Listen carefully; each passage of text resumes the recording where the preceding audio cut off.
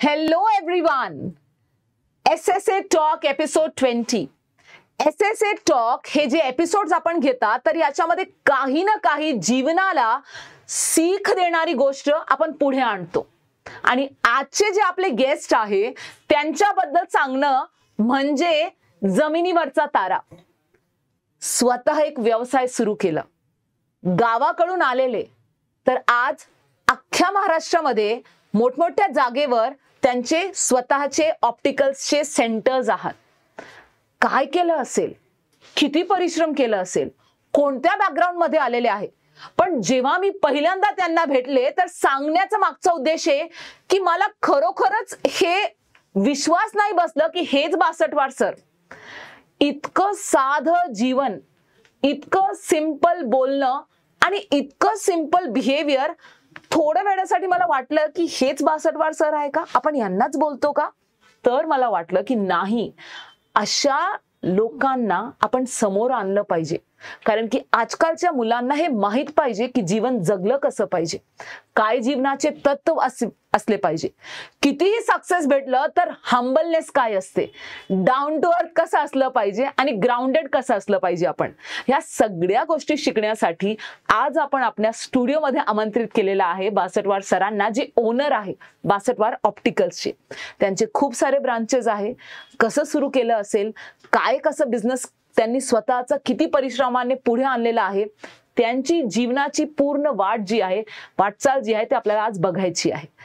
तर सर, सर्वात अगोदर खूप खूप खूप थँक्यू, आपण इथं आले, आमचं एक्सेप्ट केलं आपण इन्व्हिटेशन.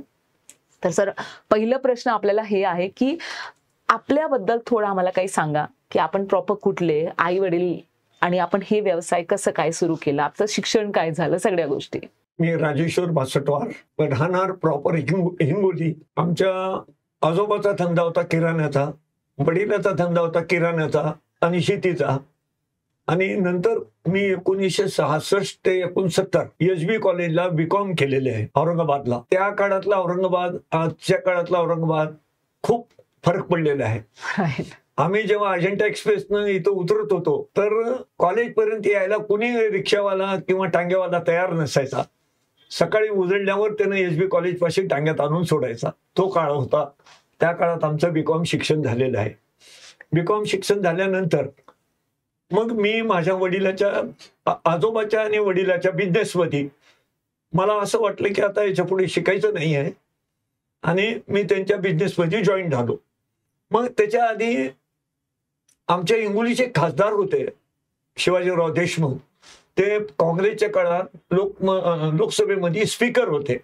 त्यांचे माझे चांगले संबंध होते. हिंगोलीला आले की ते भेटायचे, दुकानी बोलायचे. मग मला त्याने सांगितले की अरे बासटवार, मला साधा चष्मा घ्यायचा असेल तर कुठेही मराठवाड्यात भेटत नाही, मग तू याच्यासाठी काय करू शकतो. सांगा सर काय करायचं. ते म्हणजे तू दिल्लीला माझ्या संग चल, तिथं माझे एक ऑप्टिकलवाले ओळखीचे आहेत आणि मी त्यांच्याकडे तुला ट्रेनिंग देतो आणि राहायला माझं क्वार्टर आहे खासदारचं, तुला राहायची, जेवण्याची, गाडीची, जाण्याची व्यवस्था, सगळी व्यवस्था मी करतो. मी त्यांच्या संग ट्रेन मध्ये गेलो दिल्लीला. दिल्लीला गेल्याबरोबर 11 नॉर्थ एव्हेन्यू रोडला त्यांचं खासदारचं क्वार्टर होतं. तिथं आम्ही राहिलो. ते तिथल्या माणसाला सांगितलं हे माझे पाहुणे आहेत, त्यांची जेवण्याची, राहण्याची सगळी व्यवस्था तू करत राहायची. ड्रायव्हरला सांगितलं यांना तू नेऊन चांदणी चौकात सोडत जायचं आणि घेऊन यायचं. चांदणी चौकात जाऊन डॉक्टर भार्गवा म्हणून होते, ते डोळ्याचे, म्हणजे इंडियामध्ये असे 5-6 लोकच होते की जे सगळं काम करत होते.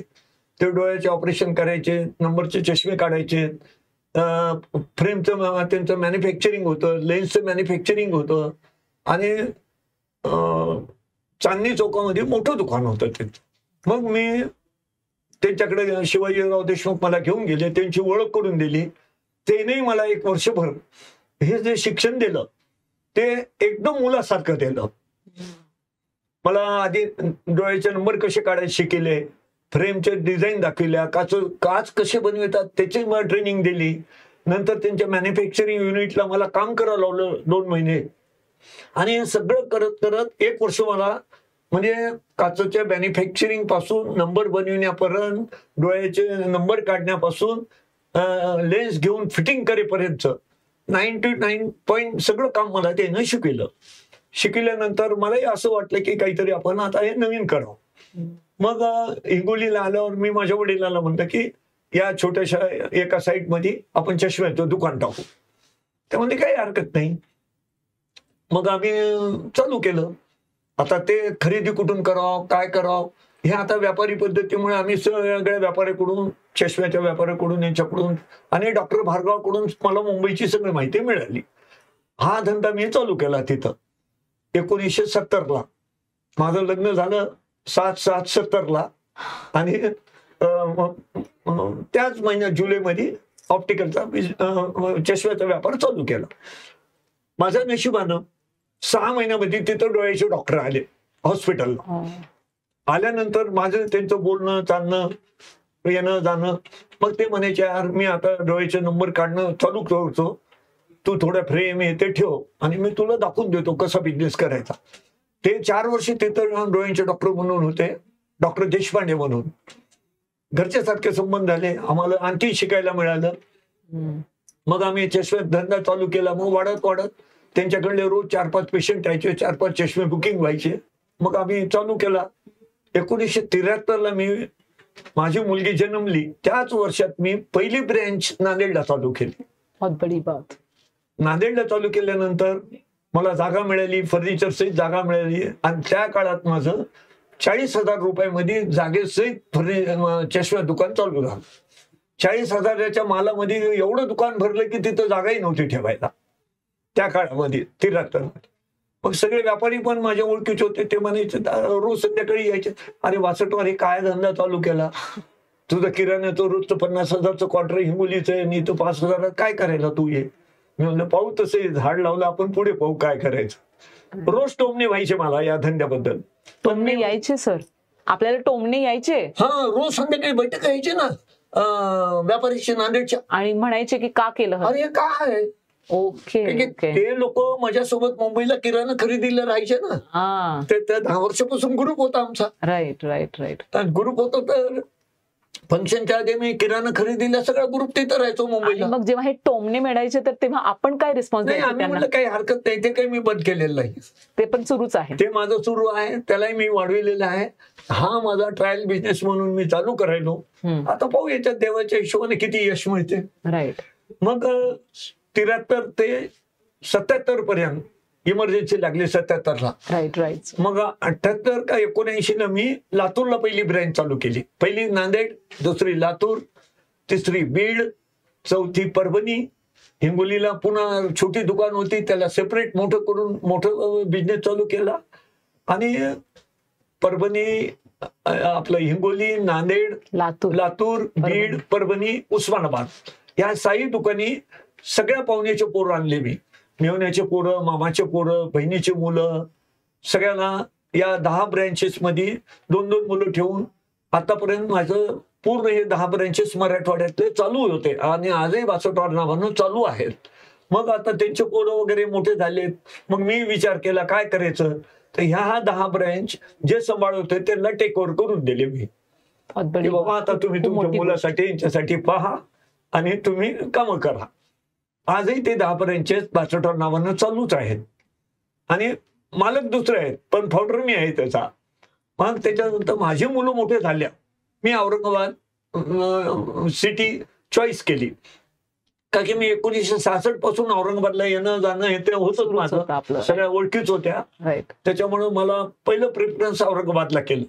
औरंगाबादला आलं तर मला 4च दिवसात दुकान मिळून गेली विकत, आणि तेही बिना पैशाची. ज्यांना विकत दिली त्यांना रजिस्ट्री करून दिली. 62 तू 2 साल में पैसे दे दे मेरे को.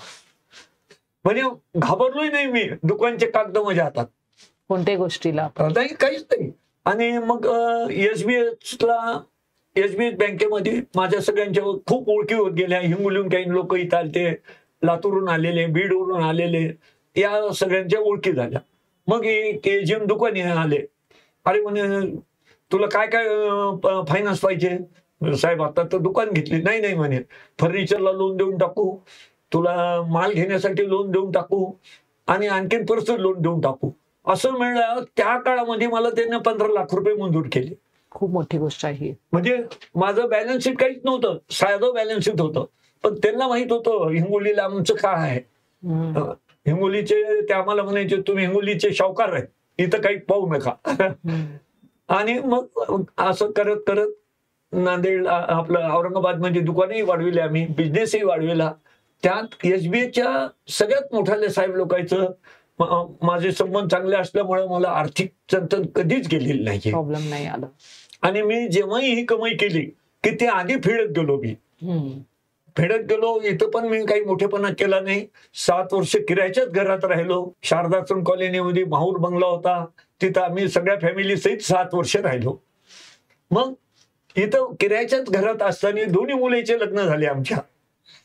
पाहुणे म्हणायचे किरायाचं घर ना कसं आम्हाला, तुम्ही काय हे माहिती आहे आम्हाला. हो, ते मोठी गोष्ट आहे. माणसं काय आहे ते महत्वाचं आहे. बाबा आम्ही तुमचं काही पाहायला आलो नाही, तुम्ही किरायाच्या घरात आहे माहित आहे आम्हाला, पण तुमचा बंगला आहे हिंगोलीला ते माहित आहे.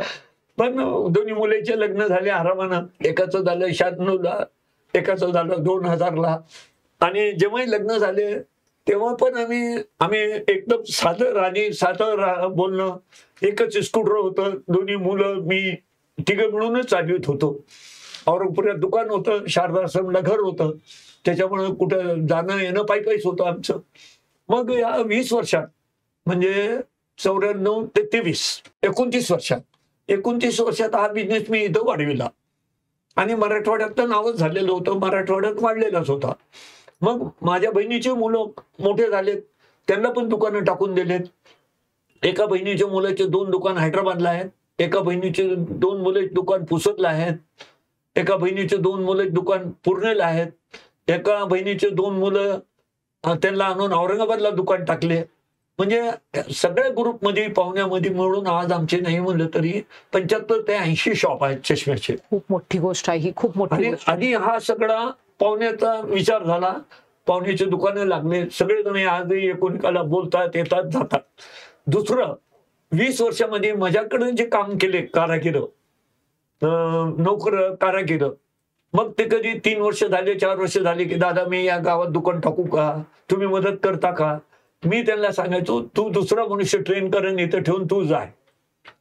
मग असेच लोक पोरायनं दुसरे पोरं माझ्यापाशी ठेवून ट्रेन करत गेले. आज माझ्या कारागिराचे आणि नोकऱ्याचे म्हणून 85 दुकान आहेत. आणि त्यांना आजही मी मदत करतो. आणि त्याच्यात सांगतो कुठं कुठं आहेत, वाशिमला आहेत, पुसदला आहेत, राजा देऊळगावला आहेत, औरंगाबादमध्ये आहेत, नांदेडमध्ये आहेत आणि लातूरमध्ये आहेत. हे कारागिराचे दुकानं पाहुण्याचे टोटल मिळून 62 ग्रुपचे असे म्हणून आज नाही म्हणलं तरी 200 लोक आहोत आम्ही ग्रुपमध्ये. त्याच्यानंतर माझ्या मुलीला पुण्यात दिलं मी. पुण्यात दिल्यानंतर म्हणलं जावायला म्हणलं बाबा तुमचं स्टेशनरी दुकान आहे ते आपण ठेवून हा बिझनेस चालू करू. जावायच्या वडील पटलं. लगेच पुण्यामध्ये आम्ही 1994ला मुलीचं लग्न झालं. 95ला पहिली ब्रँच पुण्यामध्ये टाकली आम्ही खडकीला. जावई मुलीला माहीतच होतं, दोघं बसायच्यात. आज त्यांचं पण पुण्यामध्ये एवढं नाव आहे की 3-4 वेळेस त्यांचं व्यापारी महासंघानं स्वागत केलेलं आहे की बाहेर गावून येऊन तुम्ही पुण्यामध्ये एवढं मोठं चष्म्याचं दुकान कसं चालू केलं बद्दल. 4 वेळेस त्यांचं व्यापारी महासंघातर्फे स्वागतही झालेलं आहे. आणि आज त्यांचं पण नाव पुण्यामध्ये कुमार ऑप्टिकलच्या नावानं आहे. आणि असं करत करत आता याच याच्यावर आलेलो आम्ही. आणि मुलाला दुकानं लावून दिलेले आहेत, सगळं आहे. त्याच्यानंतर औरंगाबादमध्ये जरा परिस्थिती व्यापाराची वेगळी होती आणि मी काही डॉक्टरकडं दिवाळीला भेट द्यायला गेलो.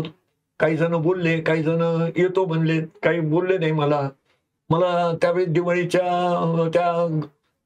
दिवाळी झाल्यानंतर मला हे जरा खूप मनाला वाईट वाटलं की बाबा आपण येऊन डोळ्यांचे डॉक्टर आपल्या समोर थोडं इटीच करतात, काय करावं काय नाही. मग आम्ही काय केलं, 1988 मध्ये पहिलं कॉम्प्युटर टॉपकॉनचं जापानहून आणलं होतं. तेव्हा त्याची किंमत होती 4.25 लाख रुपये. ते नांदेडला आम्ही हॉस्पिटल चालू केलं.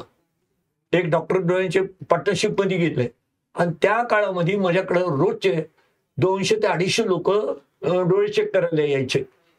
मराठवाड्यातले सगळे डॉक्टर घाबरले की हे कोणती मशीन आणली आणि इतके लोक नांदेडला कशी यायलेत. आम्ही दुकानासमोर शामियाना टाकून पेशंट चेक करायचो त्या काळात. आणि 4-4 कारागीर 2-2 वाजेपर्यंत रात्री चष्मे बनवून सगळ्याला डिलिव्हरी करायचो. तो काळ होता. त्या काळामध्ये आम्ही 62 नावाचं बॅनर सगळ्या खेड्यामध्ये नुसतं लावलं की जापानच्या मशीननं डोळे तपासण्याचं केंद्र. तर एवढं नाव झालं त्या 4 वर्षात आमचं की सगळे डॉक्टर हादरून गेले. इथले सगळे डॉक्टर माझ्याकडे येऊन गेलेले आहेत. सगळ्याला मी राहण्याची व्यवस्था केली, कॉम्प्युटरवर कसं चालवितात, कसं नंबर काढतात, किती फास्ट होते सगळं दाखवलेलं आहे. 88ची गोष्ट ही. डॉक्टर निळेकर म्हणून माझे पार्टनर होते, ते रिटायर झाल्यावर मी माझ्या संग 10 वर्ष काम केलेले आहे. आणि त्याच्यानंतर जेव्हा मी इथं दुकान टाकल्यानंतर या सगळ्या डॉक्टरच्या ओळखी होत्या माझ्या, काही प्रश्न नव्हता. पण देण्या घेण्याच्या गोष्टी चालू झाल्या. ते मला काही पटत नव्हतं पहिलेपासून की बाबा आम्ही मेहनत करायची. त्याला जुन्या भाषेत काय म्हणायचं, निजाम इस्टेटच्या भाषेत, मेहनत करे मुर्गा अंडा खाय फकीर. मग हे आम्हाला पटत नव्हतं थोडं. मग आम्ही काय केलं, डॉक्टर अडचित्रे म्हणून एक होते पनवेलचे, ते कांकरियाकडे काम करत होते. डॉक्टर कांकरिया माझे मित्र, ते औरंगाबाद हिंगोली आपला नांदेडला आल्यावर 3 दिवस आमचं कॉम्प्युटरवर पाहिलं त्यानं कसं आहे काय नाही ते. आजही कांकरिया साहेब वर्ल्ड मध्ये फेमस आहेत, नगरवाले. त्यांचं मुंबईला पुण्याला पण हॉस्पिटल आहेत. आजही माझे घरचे संबंध आहेत.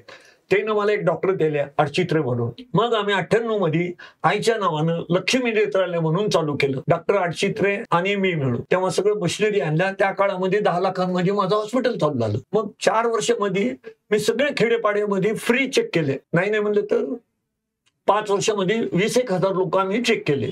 आजही त्या लोक ज्या खेड्यामध्ये आमचं नाव आहे ते आहेत, त्यांची ओपीडी आजही माझ्याकडं खूप आहे. आज सगळ्या डॉक्टरची गावातली मिळून 300 ओपीडी असेल तर 150 माझी आहे लक्ष्मी नेत्रालयाची. डॉक्टर अरुण अडचित्रे आजही माझे पार्टनर आहेत. मग सगळे डॉक्टर घाबरले की बाबा कुठे लग्नात भेटले की गळ्याला भेट करायचे, म्हणायचे 62 वार हा धंदा तुम्ही चालू केला, हा स्टेटसचा धंदा आहे. मी त्यांना सांगायचो व्यापारी मनुष्य, माझं काय स्टेटस आहेच ऑलरेडी, माझं स्टेटस आहे. या धंद्यामुळे तर आणखीन औरंगाबाद जिल्ह्यात स्टेटस झालं माझं.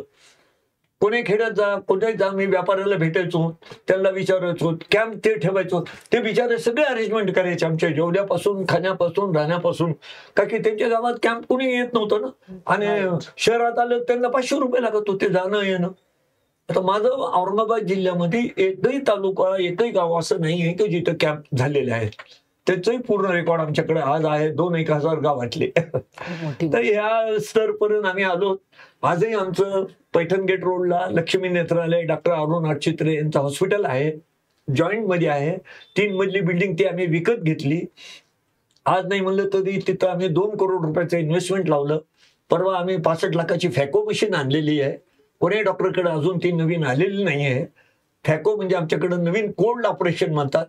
त्या फॅको मशीन मधून डोळ्यामध्ये एक ड्रॉप टाकायचा फक्त, म्हणजे तो -डिग्रीचा ड्रॉप राहायचा. 1.5 ते 2 मिनिटांमध्ये तुम्ही ऑपरेशन केलं की तो वापस जसा तसा डोळा व्हायचा. आता त्या डोळ्यात अॅनेस्थिया देऊन सुई द्यायची काही गरजही नाहीये. असे ऑपरेशन आम्ही आता चालू केलेले आहेत औरंगाबादमध्ये. आणखी मराठवाड्यात तर कोणी चालू नाही केलेले. या स्तरपर्यंत आम्ही आलेलो आहोत. बस आता याच्या पुढे आम्ही असं म्हणतो की जे खेड्यापाड्यातले मुलं आहेत, शिक्षणात आहेत, पॅकेजमध्ये आहेत, तर आमचा एक नवीन व्ह्यू आला की ज्या मुलांचं घरी चांगलं बिझनेस आहे त्याला आम्ही म्हणतो फाउंडर बिझनेस. त्यांच्या आजोबापासून, वडिलापासून त्यांच्यापर्यंत.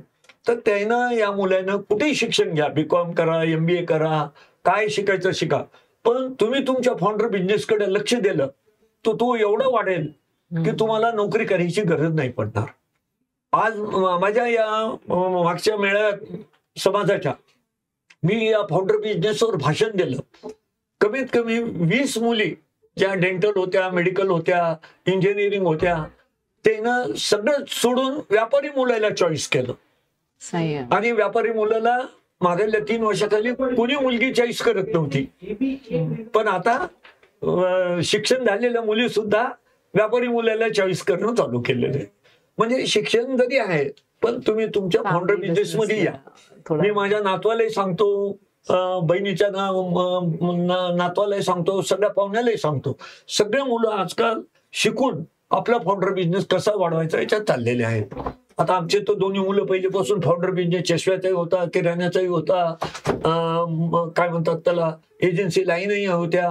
आणि आताही मुलं ऑप्टिकलचं तर आम्ही हॉस्पिटल तर टाकलेलं, तर हेही आमचा फाउंडर बिझनेस आहेत. तर आमचे दोन्ही मुलं बी, एक CA करायला, एक 12वीत आहे, पण तो म्हणतो मी नोकरीला नाही जाणार दादा. हे सगळे फाउंडर बिझनेस आणखीन आपण वाढू. म्हणून माझा एकच विचार हे आहे की सगळ्या मुलांना शिक्षण घ्या, सगळं करा.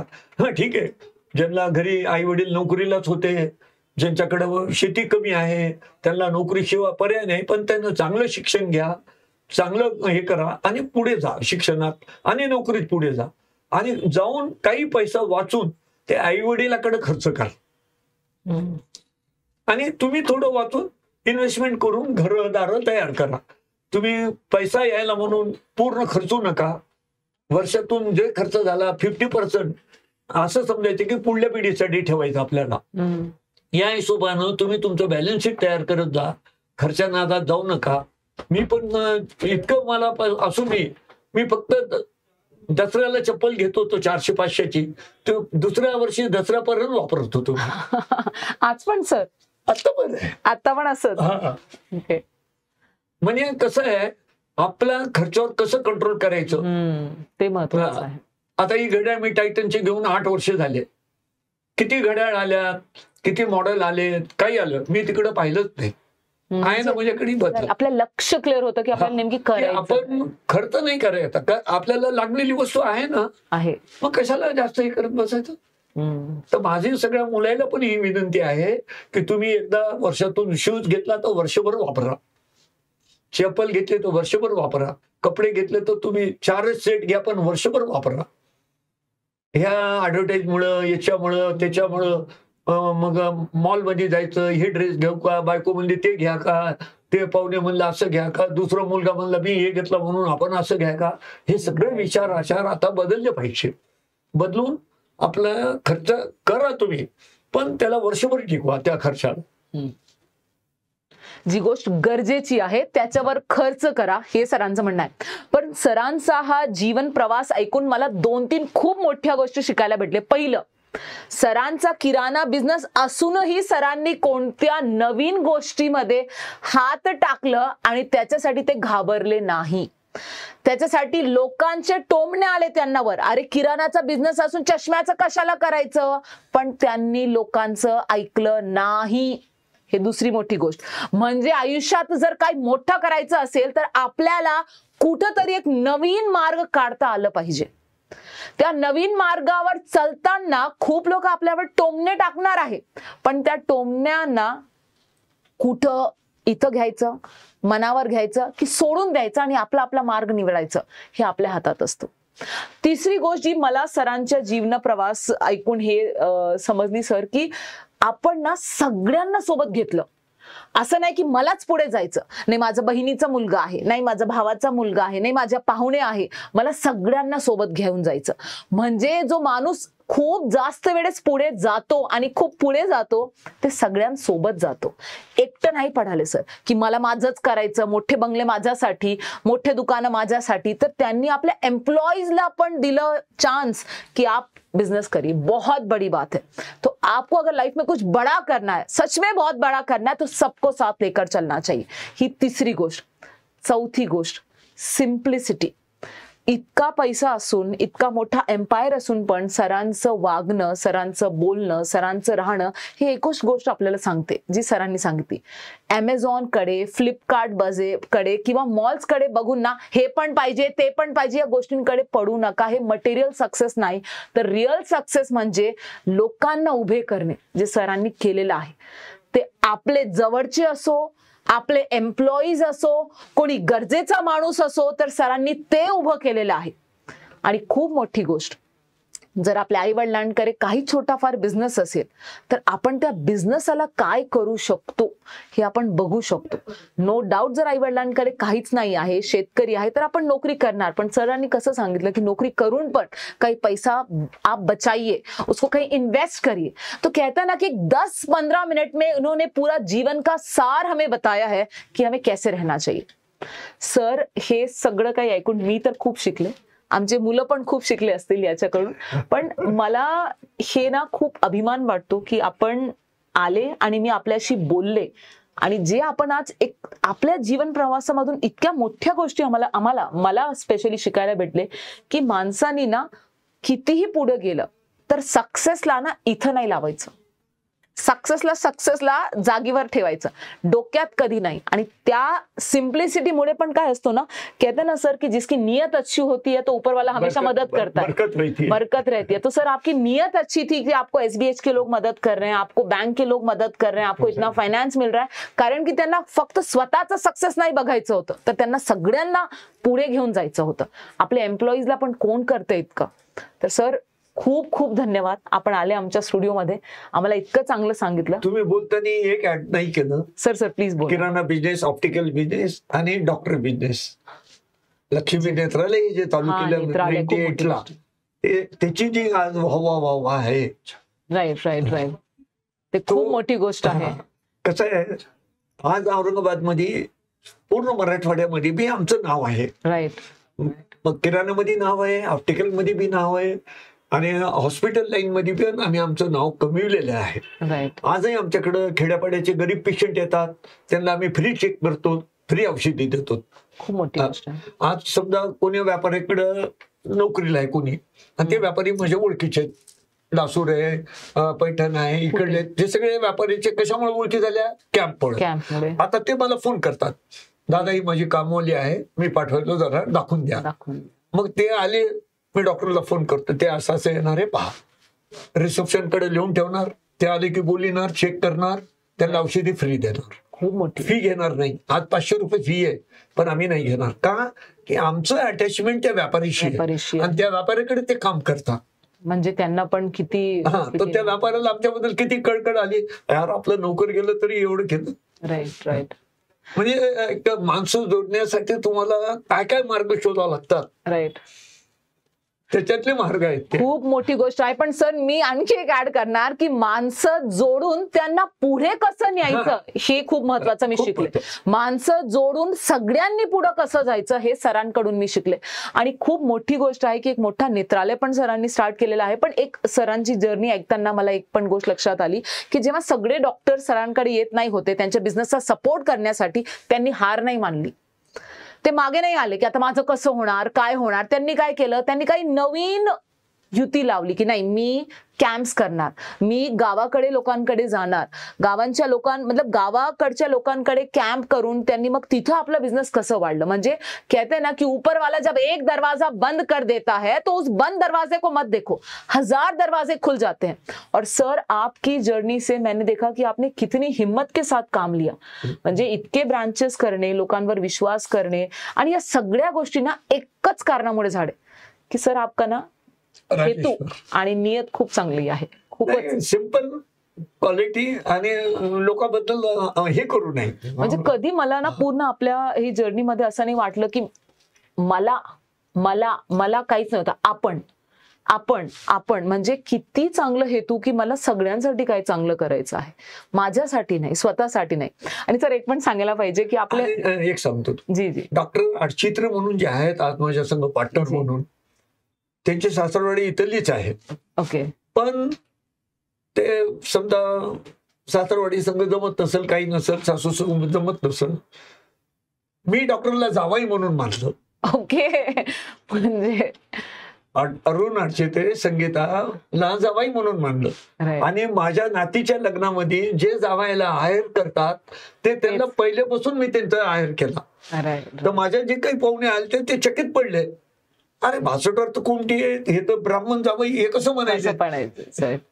मी म्हणलं तसं नाहीये, माझे पार्टनर आहेत, लहानपणापासून आहेत, माझ्या मुलासारखे आहेत, मी जावई म्हणले नाही. जावई म्हणणं म्हणजे काही कम्युनिटी पाहिजे असं काही नाही. त्याच्यामध्ये बोलण्याचा उद्देश की मी फॅमिली जोडून टाकलेली. Correct correct. म्हणजे त्यांना आपुलकी आणि आपणा जो बनाया आपने. सर आपण आता त्याच्या पुढे सांगतो तुम्हाला. जी. त्यांचा मुलगा गोल्ड मेडलिस्ट निघाला इथून. ओके. एम्स हॉस्पिटलला त्याचा नंबर लागला, इंडियातून 23वा. त्याला टोटल शिक्षण फ्री, राहणं फ्री, पुन्हा MBBS गोल्ड मेडलिस्ट झाला. माझं त्याचं फोनवर बोलणं होते, व्हॉट्सअपवर बोलणं होते, इथं आले की दिवाळीला गप्पा मारणं होता. काका दादा तुम्ही म्हणले म्हणून मी अभ्यास केला, हे केला. मग त्याला एकच सांगितलं, आता तू डोळ्याच्या विभागाशिवाय दुसरीकडे काही पाहायचं नाही. मग आता त्याला MS मध्ये गोल्ड मेडलिस्ट होता, त्याला पाहिजे ते ब्रँच मिळेल. त्याला एम्स हॉस्पिटलला कॉलेजला ह्याच्यात मिळालं, MS ऑप्थॅल्मॉलॉजी. आज तो पोरग सकाळी 8ला जातो हॉस्पिटलला, रात्री 1ला येतो. किती पेशंट तपासत असेल? खूप जास्त. परवा त्याला बोललो मी, तू इथून गेलेला मला मेसेज टाकतो डॉक्टरला, मी आता घरून निघालो हॉस्पिटलला चाललो, आणि आलेला मेसेज टाकतो रात्री. आम्ही ते पाहतो, आलं पोरग घरी सुखात. आज आमचं काय चाललेलं आहे, तो मुलगा MS करून आला इकडं, तर मराठवाड्यातलं बिगेस्ट डोळ्यांचं हॉस्पिटल टाकायचं आम्हाला. म्हणजे हा पुढचं लक्ष आहे आपलं, हे पोरायचं लक्ष. आता खूप मोठी गोष्ट आहे ही, तर खूप मोठी गोष्ट. आणि त्याला राऊंडेड केलं मी. डॉक्टर संगीता ते म्हणतात ना, दादा तुम्ही म्हणले म्हणून हे, नाही तर आमचे पोरं हे घेतो ते जातो. हाही मुलगा इतका सिम्पल सायलंट आहे, विचारू नका. 10 कपड्याशिवाय त्याच्याकडे ड्रेस नसतात.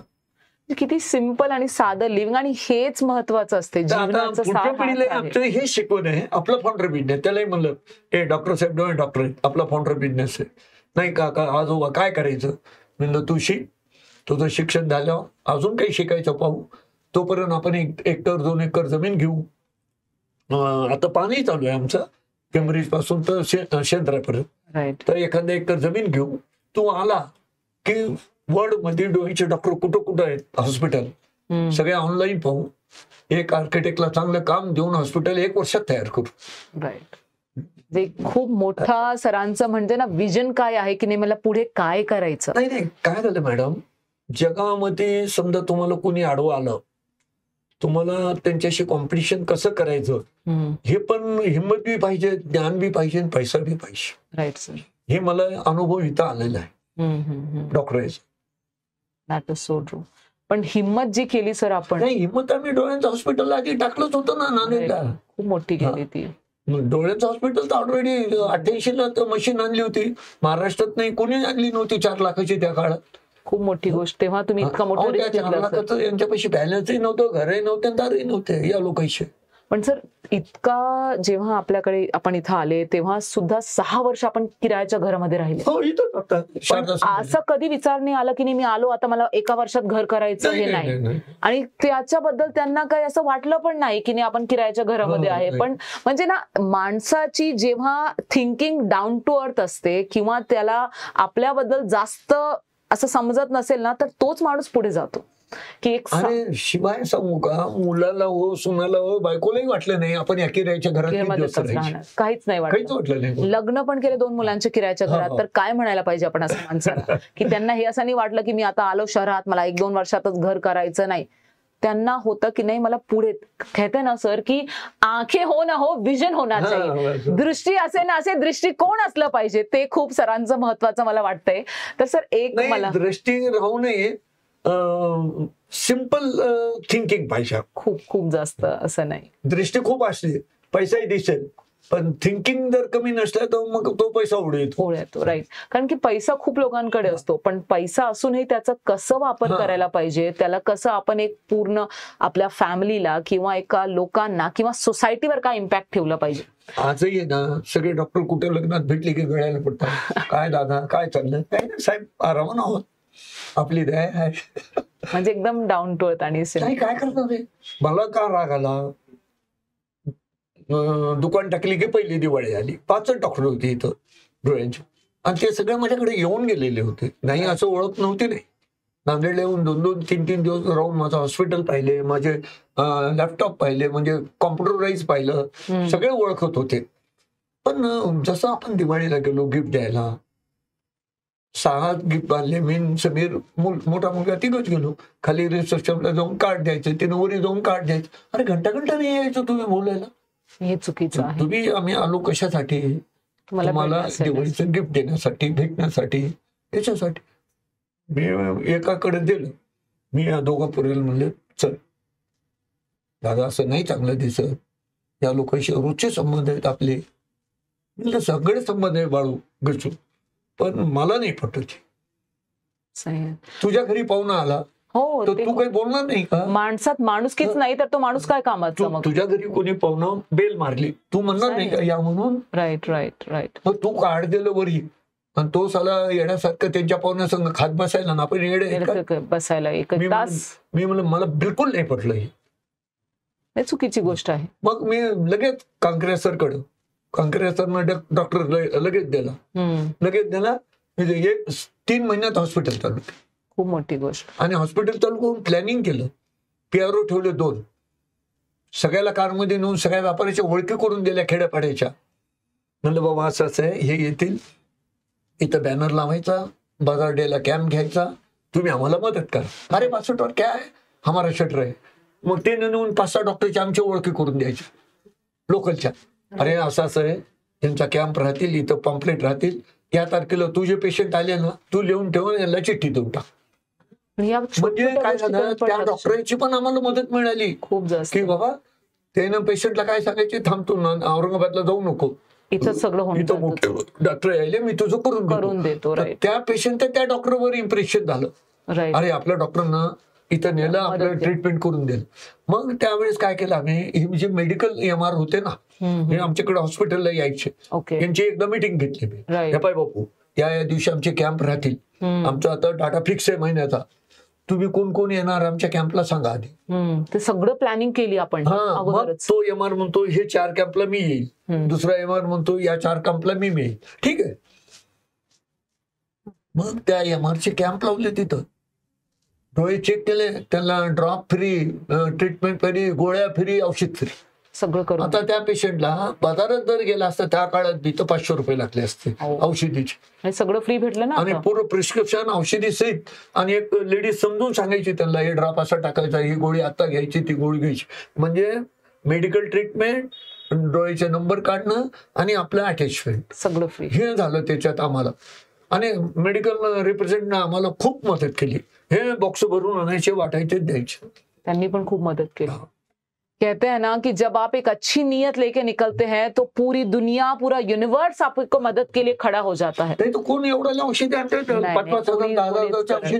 नाही, कोणी करत नाही. पण आपलं स्वभाव, आपला इंटेन्शन, आपलं हेतू इतका चांगलं होतं की चांगले लोक जुळत गेले. त्याच्यात काय झालं, ह्या ज्या 5 कंपन्याचे डोळ्याचे होते ना, यांचे रिप्रेझेंटेटिव्ह मी नेले MR, तिथे स्टॉल लावले.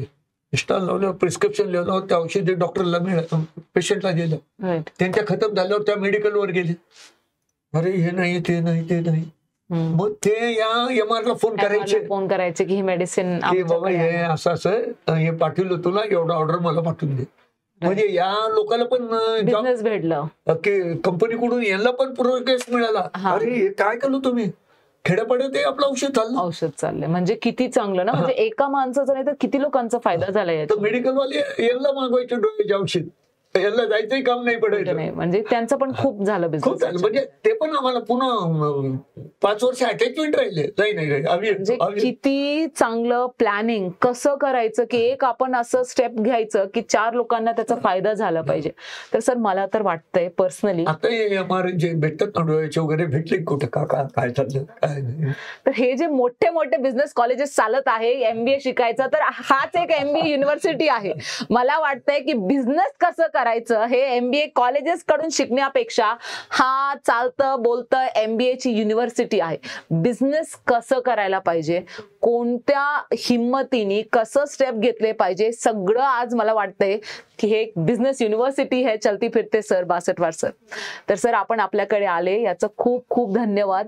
आणि आपण असंच मला वाटतंय की खूप पुढे जायला पाहिजे, खूप लोकांना आपला फायदा झाला पाहिजे. आणि डेफिनेटली आम्ही नक्कीच वाट बघणार की केव्हा आपल्या शहरामध्ये मोठा एक आय हॉस्पिटल पण सर सुरू करणार आहे. नाही, होणार. तर एक खूप अभिनंदन आणि त्याच्यासाठी खूप खूप शुभेच्छा आम्ही सगळ्यांचे SSA टीम तर्फे. होणार कशामुळे म्हणलो आम्ही, आमच्याकडे आता मुलं आलं ना आमचं नातू, आम्हाला जो मेन पाहिजे ती वस्तू मिळालेली आहे आणि त्याच्यानंतर जागा मिळून जाते. बाकी आम्हाला काय 6 महिन्यात हॉस्पिटल तयार करू शकतो, आम्हाला एक्सपिरियन्स आहे आणि तो पण गोल्ड मेडलिस्ट आहे. गोल्ड मेडलिस्ट, खूप मोठी गोष्ट आहे ही, खूप मोठी गोष्ट आहे. त्याचं स्वागत झालं राष्ट्रपतीच्या हातानं. काल फोटो टाकले डॉक्टरांना, मला डॉक्टर साहेब गेले होते काल, पहिले 2-3 दिवस तिथं होते. ओके, खूप मोठी गोष्ट आहे ही. पण आपल्याला ठीक आहे, आपल्याला घरचा पोरग एक जरी डॉक्टर चांगला मिळाला 10 हाताखाली नवे मिळतील, पण काम चालू होऊन जाते. आणि या पुढच्या पिढीला मी हेच सांगितलेलं आहे, त्याला पण खूप पटते, आले की माझ्याकडे 2 घंटे बसते गप्पा मार, नाही काका दादा असं करू तसं करू, म्हणजे त्याला पण वळणावर आणणं जरुरी होतं. नाही तर तो हाय फाय त्या इन्स्टिट्यूटला लागला, कुठे त्याला 5-10 लाखाची पगार मिळते. राईट, पण त्या 5-10 लाख मागं तिकडे कुठे नाही, कारण की हेच खूप मोठी गोष्ट आहे सर. तो महत्वाचा भाग होता आम्हाला, हा शिकून आमच्याकडे यायला पाहिजे. आता बाळूचा मुलगा CA करायला मोठ्या कंपनीत आहे तिथं मुंबईला, त्या कंपनीचं 1000 कोटीच्या खालचं ऑडिटच पाहिजे, तिथं त्याला जॉब आहे. जॉब पण आता शिकायला. आता त्याला म्हणलं बाबा तू 6 महिने बंद कर, ये तुझी CA ची परीक्षा दे. राईट, लहानगा हा तर 90% आमच्या बिझनेसवर येणारच येणार.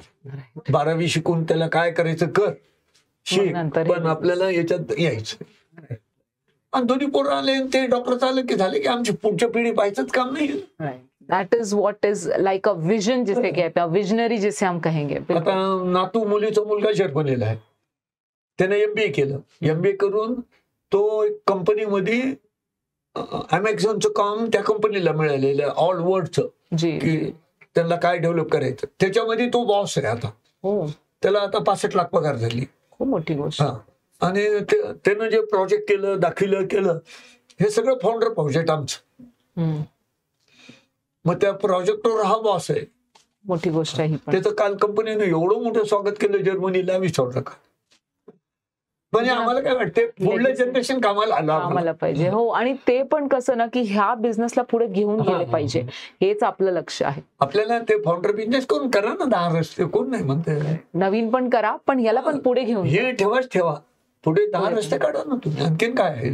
राईट, आम्हाला ते हे शिकवणे सगळ्याला की प्रत्येक मुलानं शिका, काम करा, आपले आई वडील काय करतात ते पहा, घरी शेती असेल तर कसं डेव्हलपमेंट करायचं ते पहा, घरी सोन्या चांदीचा धंदा छोटा असेल तर ते कसा वाढवायचा तो पहा, कोणताही बिझनेस कसा वाढवायचा फाउंडर मध्ये जा, ते खूप महत्वाचं आहे. तुम्ही जा महिनाभर 2 महिने वडिला संघ काम करा, याच्या संघ काम करा, तो बिझनेस पहा, थोडं माइंड याच्यात घ्या. राईट, नोकरीपेक्षा याच्यात घ्या थोडं, बस, बाकी काय. मला तर वाटतंय की आता आपण ना ऍक्च्युली बिझनेस सक्सेस कसं करायला पाहिजे हे खूप जास्त शिकलो आपल्याकडून. तर आणि कोणती MBA ची डिग्री न घेता सरांनी इतका मोठा जर बिझनेस एस्टॅब्लिश केलेला आहे, तर तेच असते की आपण करताना जेव्हा शिकू शकतो ते पुस्तकांमध्ये आपण ते शिकू शकत नाही, बिझनेस स्पेशली. त्याच्यामुळे आम्ही आता मुलांना तेच ऍडवाइस केलेलं आहे की तुम्ही तुमचं MBA in your founder business, याच्यामध्ये तुम्ही MBA करा. हे कोर्स सध्या मुंबईला आणि पुण्याला, औरंगाबादच्याच मुलांना चालू केलेला आहे. त्याच्याकडे आता नाही मुलं तर व्यापाराचे 150 मुलं आहेत. खूप मोठी गोष्ट आहे ही. सगळ्या टाईपचे आहेत, कपडेवाले आहेत, किराणावाले आहेत, सोने चांदीवाले आहेत, कॉन्ट्रॅक्टर मध्ये लाईनचे पोर आहेत त्याच्यात. मग त्यांनी स्वतःचं फॅमिली बिझनेस कसं पुढे घेतलं पाहिजे. राईट. आता सोने चांदीच्या बिझनेस मध्ये त्यानं 4 मुलाला मुंबईला काय नाव पहा, ज्वेलरीचं मोठं दुकान होतं पहिले, त्रिभुवनदास भीमजी, त्याचं इंडियामध्ये 40 दुकान आहेत मोठाले. या 4 पोरं तिकडे नोकरीला लावले. ओके, म्हणजे खूप मोठी गोष्ट आहे पण की म्हणे तुम्ही 3-3 महिने यांच्याकडे ट्रेनिंग घ्या आणि त्या दुकानात नोकरी लावायचं म्हणजे सोपं नाहीये. Right right right. हा माणसानं त्यांच्या मालकाशी भेटून करून हे पोरं लावले. बहुत बडी बात आहे. म्हणजे फक्त बघण्यासाठी आणि कसं ते बिझनेस चालवतात, म्हणजे कसं धंदा करतात, ट्रेनिंग साठी, व्यापारी कसं करतात, त्याच्यानंतर मटेरियल कसं खरेदी करतात, त्याच्यानंतर कुठून आणायचं, त्याचे रेट काय आहे, त्याच्यात कमाई तुम्हाला काय होईल, पण ते तुम्हाला सगळं नॉलेज येईल त्याच्यात. बेसिक नॉलेज येऊन जातंय. चालेल सर, तर खूप खूप खूप धन्यवाद आमच्याकडे आले आणि आमच्यासोबत इतकं चांगलं नॉलेज शेअर केलं. आपल्या जीवनाचाच इतका मोठा सर एक लेसन आम्हाला सगळ्यांना इथं सांगितलं, आम्हाला सगळ्यांना भेटलं. आणि मी पूर्ण SSA टीम तर्फे आपल्याला खूप खूप शुभेच्छा देते. आणि हेच आहे की आपण खूप जास्त सोसायटीवर असंच चांगलं इम्पॅक्ट करत राहावं सर. आपण इथं बोलून मला काय म्हणतात चान्स दिला त्याबद्दल आपला अभिनंदन सर.